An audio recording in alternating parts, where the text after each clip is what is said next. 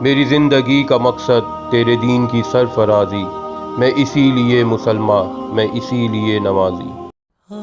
ہمارے معاشرے میں بگاڑ کی سب سے بڑی وجہ یہ ہے کہ ہم نے اللہ کے مرتبے کو، اس کے مقام کو نہیں پہچانا۔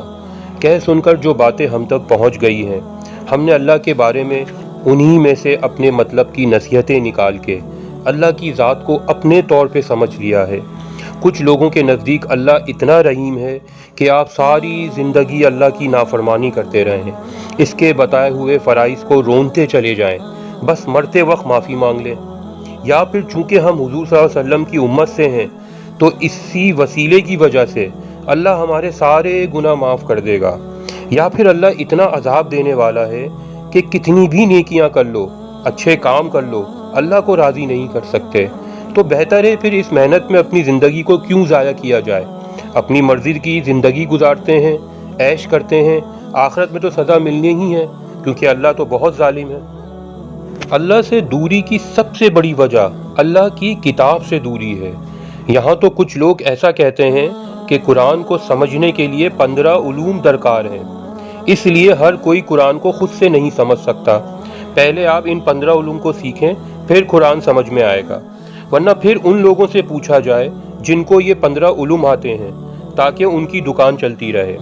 جبکہ اللہ پاک خود فرما رہے ہیں، اللہ نے قرآن کو سمجھنے کے لیے آسان کر دیا ہے، کوئی ہے جو سوچے سمجھے۔ سورہ قمر آیت نمبر 17، 22، 32 اور 40۔ اسی طرح اللہ پاک دوبارہ فرماتے ہیں سورہ دخان آیت نمبر 58 میں، ہم نے اس قرآن کو تمہاری زبان میں آسان کر دیا ہے تاکہ لوگ نصیحت پکڑیں۔ سورہ محمد آیت نمبر 24 میں اللہ فرماتے ہیں کہ انہیں کیا ہو گیا ہے کہ یہ قرآن پر غور و فکر نہیں کرتے، کیا ان کے دلوں پہ تالے پڑ گئے ہیں؟ چونکہ ہم قرآن سے دور ہیں اور اللہ کی حیثیت سے، اس کی ذات سے ناواقف ہیں، تو اس گمراہی میں اللہ کے سوا اس کے بندوں سے مانگنا شروع کر دیتے ہیں، چاہے وہ زندہ ہو یا مردہ۔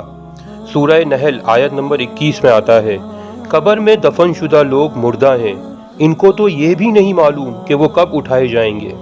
ایک اور آیت سورہ مومنون آیت نمبر 15 اور 16 میں آتا ہے، موت کے بعد انسان دوبارہ قیامت میں ہی اٹھائے جائیں گے۔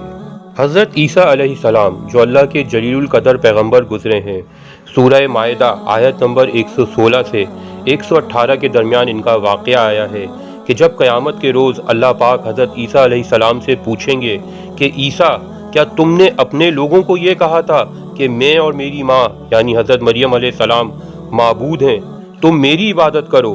تو اللہ کے غضب سے حضرت عیسیٰ ڈر جائیں گے اور فرمائیں گے، اے میرے اللہ، اگر میں اپنی زندگی میں ان سے ایسا کچھ کہتا تو تو گواہ ہوتا، اور اگر میرے اٹھائے جانے کے بعد انہوں نے ایسا کوئی عقیدہ بنا لیا ہے تو میں اس بات سے بے خبر ہوں، اور تو ہر چیز کی خبر رکھنے والا ہے۔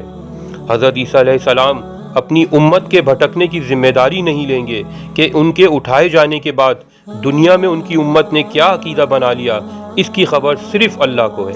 ہم نے اللہ کی بہت سی خصوصیات اللہ کے بندوں سے منسوب کر دی ہیں، آئے قرآن کی آیتوں میں سے اپنی گمراہیوں کو سمجھتے ہیں۔ سب سے پہلے داتا یعنی سب سے بڑا دینے والا۔ آل عمران آیت نمبر 8 میں اللہ پاک فرماتے ہیں، بے شک تو ہی سب سے بڑا دینے والا ہے۔ اسی طرح گنج بخش یعنی کہ خزانوں کا مالک۔ سورہ منافقون آیت نمبر 7 میں آتا ہے، اللہ ہی آسمان و زمین کے تمام خزانوں کا مالک ہے۔ مشکل کشا۔ سورہ انعام آیت نمبر 17 میں آتا ہے، اللہ کے سوا کوئی مشکل سے نکالنے والا نہیں۔ غوث الاعظم سب سے بڑی فریاد سننے والا۔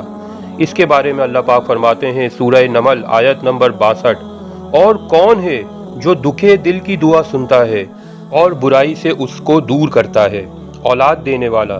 سورہ شورا آیت نمبر 49-50 میں آتا ہے، آسمان اور زمین کی سلطنت اللہ ہی کی ہے، وہ جو چاہے پیدا کرے، جس کو چاہے بیٹیاں دے، جس کو چاہے بیٹے۔ یہ تمام خصوصیات میرے اللہ کی ہے۔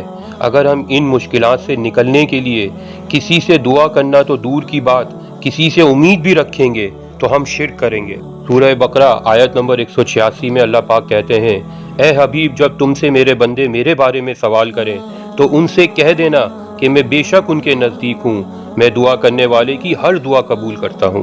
شکریہ۔